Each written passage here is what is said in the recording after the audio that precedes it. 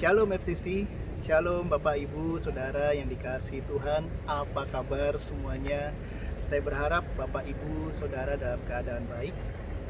Saya berharap Bapak Ibu tetap setia, tetap percaya, tetap berharap kepada Tuhan kita yang baik, Tuhan Yesus Kristus. Walaupun apa yang terjadi di kurang lebih 4 bulan terakhir ini sangat berbeda dibandingkan dengan sebelum 4 bulan yang lalu, tetapi percayalah bahwa Tuhan kita, Tuhan Yesus tetaplah Tuhan yang berkuasa, yang berdaulat, bahkan untuk cerita hidup kita. Puji Tuhan. Bapak Ibu, di kesempatan devotion ini saya ingin menceritakan apa yang Tuhan taruh dalam hati saya dalam beberapa hari atau seminggu terakhir, di mana saya belajar tentang Matius pasal yang ke-6. Ada beberapa poin yang saya ingin bagikan. Yang pertama adalah apabila kita melihat Matius pasal yang ke-6, terdapat 5 hal. Hal yang pertama adalah hal memberi sedekah. Hal yang kedua, hal berdoa, di mana di perikop hal berdoa Tuhan Yesus mengajarkan tentang doa Bapa kami.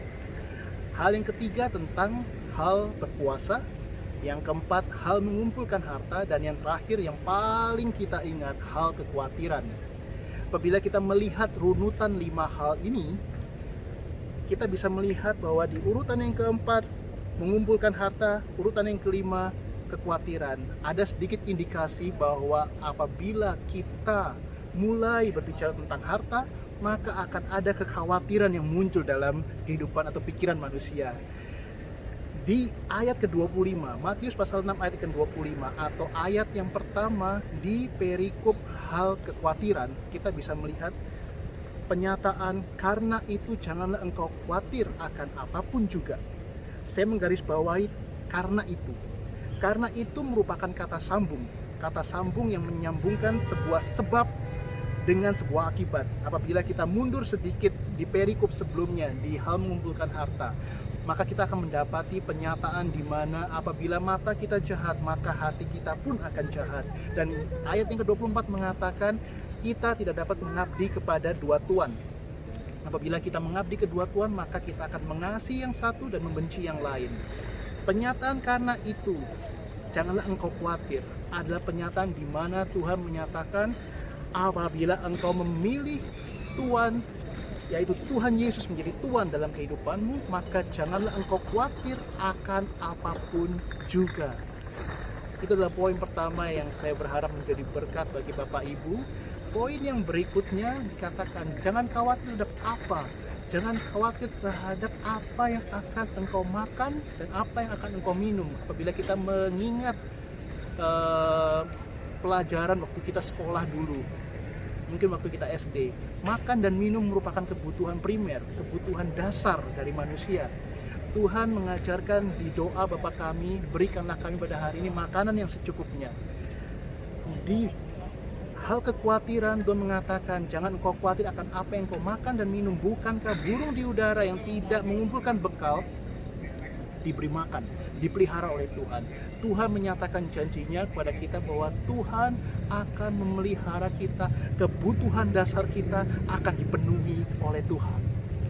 Orang yang menaruh harapannya, orang yang menaruh Tuhan sebagai Tuhan dalam hidupnya, Tuhan menjamin kebutuhan dasarnya dipenuhi. Poin berikutnya tentang pakaian. Apabila makan dan minum adalah kebutuhan dasar atau kebutuhan primer, pakaian merupakan kebutuhan sekunder. Kadang juga bisa jadi kebutuhan tersier. Sama halnya dengan kebutuhan primer, Tuhan juga memberikan perbandingan, yaitu dengan bunga bakung di padang atau bunga lili, Bapak Ibu Saudara. Bunga bakung di padang, tetapi untuk pakaian Tuhan tidak hanya membandingkan hanya dengan alam atau dengan bunga bakung, tetapi Tuhan juga membandingkan dengan salah satu tokoh di Perjanjian Lama, salah satu raja yang sangat dikenal, yaitu Salomo. Ini masuk ke dalam poin yang berikutnya. Pada saat saya membaca penyataan bahwa Salomo dalam kemegahannya tidak berpakaian seindah bunga bakung di padang, muncul dua pertanyaan di pikiran saya. Yang pertama adalah, mengapa Salomo? Pertanyaan yang kedua adalah, kemegahan, kekayaan, kejayaan Salomo yang sangat bernilai dibandingkan dengan bunga bakung yang tidak bernilai. Saya masuk di pertanyaan saya yang pertama, yaitu mengapa Salomo. Saya berpikir, kenapa tidak Daud? Kenapa tidak Abraham? Kenapa tidak Yusuf, Yakub, Ishak, di mana mereka mengakhiri pertandingan hidup mereka dengan baik, dengan kemenangan. Apabila kita membaca 1 Raja-Raja pasal yang ke-11, kita bisa menemukan bahwa Salomo di akhir hidupnya, ia meninggalkan Tuhan. Ia menyembah dewa-dewa, dewi-dewi, istri-istri yang dinikahinya.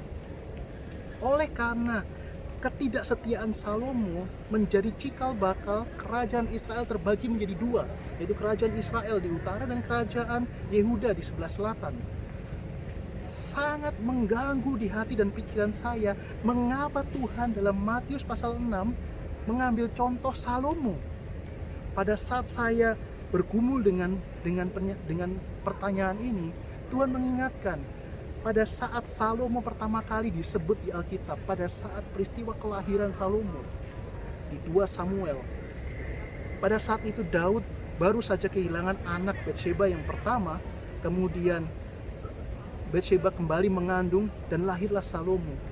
Di ayat berikutnya, setelah Batsheba melahirkan, Tuhan menyuruh Nabi Nathan datang menemui Daud dan Batsheba untuk menyampaikan, ganti nama anak tersebut dengan Yedija.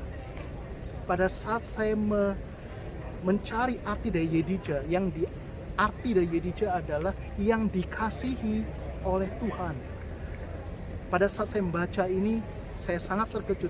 Bahkan sejak Salomo lahir di dunia, Tuhan sudah mengatakan, "Nak, aku mengasihimu." Padahal di akhir hidupnya, ia meninggalkan Tuhan. Tapi sejak ia lahir, Tuhan sudah mengatakan, Salomo adalah Yedija yang dikasih oleh Tuhan.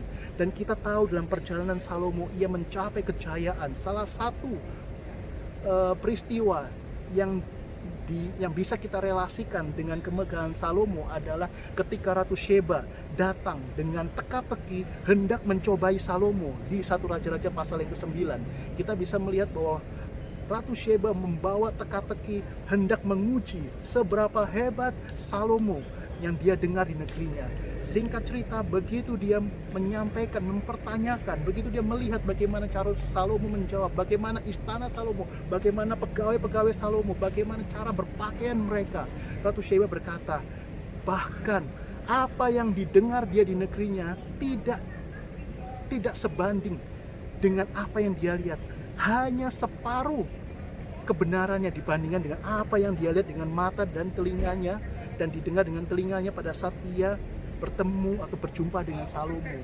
Di pasal berikutnya, pasal ke-10, diceritakan banyak raja-raja datang, banyak ratu-ratu datang membawa hartanya dan mempersembahkan ke Salomo, sehingga Salomo menjadi salah satu orang yang termasyhur, yang terkaya. Di poin ini, pertanyaan kedua muncul dari saya. Dengan kemegahan Salomo yang sangat luar biasa, mengapa hal ini dibandingkan dengan bunga bakung di padang yang hampir tidak ada nilainya? Pada saat saya merenungkan itu, Tuhan ingatkan saya untuk membaca Pengkhotbah. Pada saat kita membaca Pengkhotbah, poin yang pertama, Salomo berkata bahwa segala sesuatu adalah sia-sia. Terdapat 30 kali pernyataan atau kata sia-sia di kitab Pengkhotbah. Pada saat saya terus membaca, saya mulai menemukan Salomo mengatakan di dalam kejayaannya ia membangun kota, di dalam kejayaannya ia memiliki kekayaan, di dalam kejayaannya dia memiliki ternak, dia memiliki segala sesuatu, dia memiliki istri yang banyak, yang cantik, dia memiliki semuanya. Tetapi saya sangat terkejut di salah satu ayat masih di perikop yang sama, Salomo berkata, "Aku membenci hidup, semua yang aku dapatkan sia-sia." Pada saat saya membaca ini, saya merasa apa yang membuat ia sia? Ia memiliki semuanya. Apabila kita membaca pasal kedua, pasal ketiga, pasal keempat, kita bisa melihat bahwa Salomo menemukan bahkan orang yang saleh, bahkan orang yang takut akan Tuhan mendapatkan ganjaran seperti orang fasik. Ada orang fasik yang mendapatkan ganjaran seperti orang benar. Ia bingung, ia tidak mengerti jalan apa yang terjadi. semua jerih payahnya, semua yang lakukan seolah-olah sia-sia. Hingga masuk ke pasal ke-8, ayat yang ke-12, Salomo mengatakan, orang yang takut akan Tuhan akan memiliki kebahagiaan. Ayat di pasal yang ke-12, ayat yang ke-13, akhir kata, takutlah akan Tuhan dan taatilah perintah-perintah Tuhan. Pada saat saya membaca hal ini, saya menyadari di dalam kelemahan Salomo di akhir hidupnya, sesungguhnya ia bertobat. Ia menyadari bahwa kebahagiaan itu hanya ada di dalam Tuhan. Apabila kita kembali ke Matius pasal yang ke-6 dan kita melihat ke Matius pasal yang ke-6 ayat yang ke-33, kita tahu penyataan Tuhan, tetapi carilah dahulu kerajaan Allah dan kebenarannya, maka semuanya akan ditambahkan kepadamu. Bukankah hal ini sama dengan apa yang Salomo temukan? Sehingga pada saat Tuhan mengatakan Salomo dalam kemegahannya sekalipun tidak berpakaian seindah bunga bakung padang, sebenarnya Tuhan mengatakan bahwa sekalipun Salomo memiliki kemegahannya, Salomo tidak menemukan bahagia. Hanya pada saat ia tahu bahwa takut akan Tuhan dan ia kembali ke jalan Tuhan, ia menemukan kebahagiaan. Bapak, Ibu, Saudara, tahukah Bapak, Ibu, Saudara bahwa sia-sia di kitab Pengkhotbah apabila kita melihat di King James Version menggunakan kata vanity. Apabila kita melihat Google Translate arti dari vanity, vanity berarti yang pertama kesombongan, keangkuhan, dan yang ketiga ketidakmasukakalan atau kesia-siaan. Dengan kata lain, Salomo hendak berkata di Pengkhotbah bahwa semua yang ia capai itu hanya kesombongan, tetapi pada akhirnya dia tidak bahagia. Hanya ada kebahagiaan apabila ia hidup takut akan Tuhan. Apa yang bisa kita ambil dari pelajaran ini? Apabila saat ini kita merasa khawatir, apabila saat ini kita merasa kenapa tidak demikian, mengapa tidak seperti itu, ingatlah, carilah dahulu kerajaan Allah, taati perintah Tuhan, kita akan mendapatkan kebahagiaan itu. Tuhan berjanji memenuhi kebutuhan kita, ditambah dengan kebahagiaan. Tetapi carilah dahulu kerajaan Allah dan kebenarannya, maka semuanya, kebahagiaan, kebutuhan akan ditambahkan kepada kita. Ayat yang terakhir terambil di Pengkhotbah pasal yang ke-9. Salah satu ayat di Pengkhotbah pasal yang 9 berkata, apapun yang ada di tanganmu, lakukanlah sekuat tenaga. Di momen ini, di fase ini, mari kita move on, mari kita move up, lakukan yang terbaik. Apapun yang di tanganmu, lakukan seperti untuk Tuhan. Tuhan Yesus memberkati. God bless you.